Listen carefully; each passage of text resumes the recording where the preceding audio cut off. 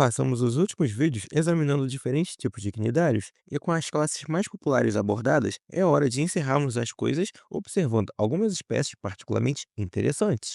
Os mixozoários, ou animais viscosos, foram descobertos pela primeira vez na década de 1880 e originalmente classificados como protozoários, já que todos eles são parasitas obrigatórios. Muitos são unicelulares e pelo menos um, Reneguia salminicola, um parasita comum do salmão, é incapaz de respiração aeróbica. Então, o argumento era que, uma vez que eles não reúnem todas as características dos animais, eles não são animais.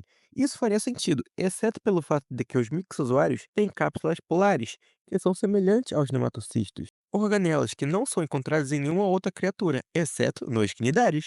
Isso foi originalmente atribuído à evolução convergente, onde dois organismos não relacionados desenvolvem características semelhantes, como asas evoluindo tanto em pássaros quanto em morcegos. No entanto, análises genéticas posteriores revelaram que os mixozoários são, na verdade, cnidários altamente derivados, que evoluíram para células únicas a partir de ancestrais livre-natantes, semelhantes às águas-vivas, tornando-os animais. Os mixozoários têm ciclos de vida parasitários complexos, que envolvem um hospedeiro intermediário ou secundário, geralmente um peixe, mas às vezes um anfíbio, réptil, pássaro ou mamífero.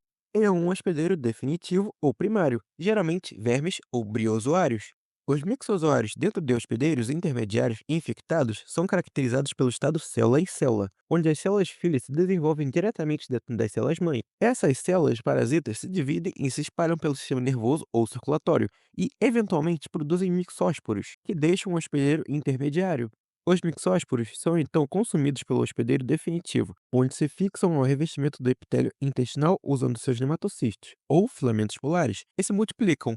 Eles eventualmente produzem estágios sexuais e liberam actinósporos espinhosos que saem do hospedeiro definitivo, geralmente pelo ânus, e flutuam na coluna d'água. Se os actinósporos entrarem em contato com a pele ou as guelras de um hospedeiro intermediário adequado, eles penetram no epitélio, causando uma nova infecção.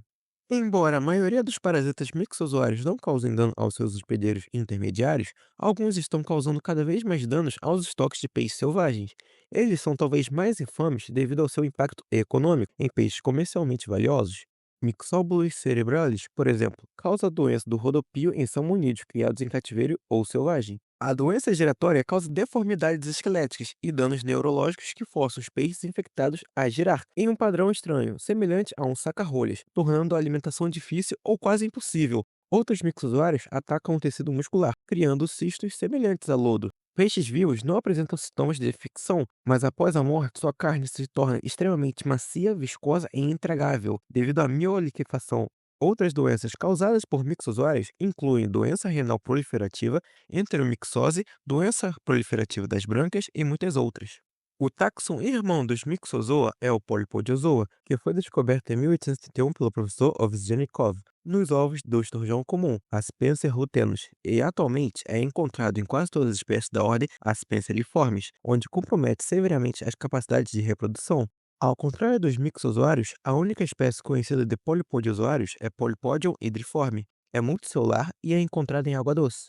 Seu ciclo de vida consiste em uma fase parasitária e uma fase de vida livre, um cnidário único, pois está adaptado ao parasitismo intracelular dentro dos ovócitos ou células-ovos imatura de peixes aspenseriformes, como esturjões e peixes espátula. Dentro dos ovócitos infectados, a célula parasita binucleada, que possui dois núcleos, um pequeno e um grande, forma um estágio de duas células. Esse processo de divisão celular acontece quando o pequeno núcleo dentro da célula binucleada fica cercada por uma pequena porção de citoplasma. A célula interna menor se divide, passa pelo estágio de mórula e então se torna uma plândula invertida e um estolão com tentáculos no interior. A região externa tem a capacidade de consumir as células do seu hospedeiro e é chamado de trufâmnio. O desenvolvimento de polipodiozoários dentro dos ovócitos de seu hospedeiro está fortemente correlacionado com o progresso da oogênese no peixe hospedeiro e é desencadeado por ele. Isso significa que o desenvolvimento do parasita depende do desenvolvimento sexual de seu hospedeiro.